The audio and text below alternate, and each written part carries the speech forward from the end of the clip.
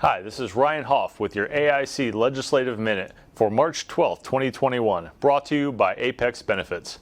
This week, the Indiana General Assembly continued their work of considering legislation with still over a month until the next round of deadlines for bill action.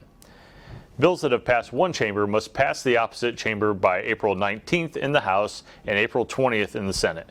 During this second half of session, many bills are being refined by amendment to make sure that each bill is in its proper form before final passage. Because this is the COVID session, many legislators are trying to reach final versions of their bill without having to use a conference committee to iron out the final language that is acceptable to both House and Senate. This week, House Bill 1381, which, as we've discussed, removes local authority over wind and solar development, was assigned to the Senate Utilities Committee. We were pleased to see that we reached a new high of 60 counties that have adopted resolutions to oppose this bill.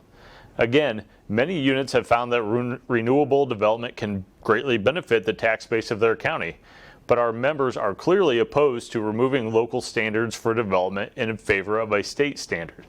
AIC continues to oppose this legislation, and we urge you to keep up the good work in contacting your legislators in opposition.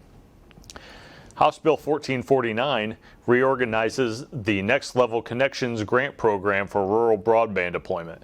The grant, which is funded at $250 million in the House version of the budget, will now be eligible to fund projects to expand service to rural health clinics, rural public schools, and K-12 students.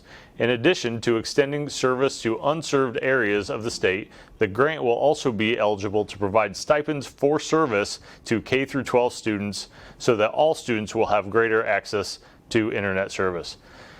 This bill passed the Senate Utilities Committee this week with a 9-0 vote.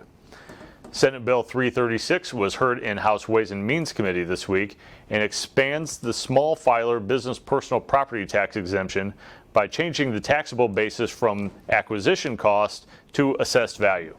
AIC testified in opposition to this bill. It will cause a $12 million loss in tax revenue to Indiana's local taxing units and shift another $12 million to other tax classes like homesteads and farms. Further, we are concerned that by using assessed value as the basis for this exemption, there will be confusion over what is actually the reportable value.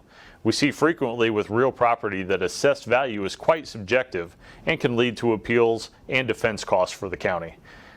This bill was held for further consideration, but AIC remains opposed to this bill on behalf of our members and taxpayers.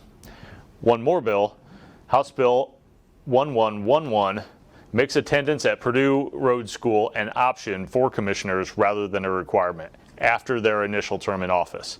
We certainly don't want to diminish the value of that excellent program that's put on by LTAP up at Purdue, but we heard from some commissioners who would like to be able to save some taxpayer dollars by not attending each year without breaking the law mandating attendance. This bill passed Senate Transportation Committee this week and passed unanimously, and it moves on to the full Senate for further consideration. As always, we here at AIC thank you for your involvement. Be sure to let us know if you've had any productive discussions with your legislators, and have a great weekend. This has been the AIC Legislative Minute, brought to you by Apex Benefits.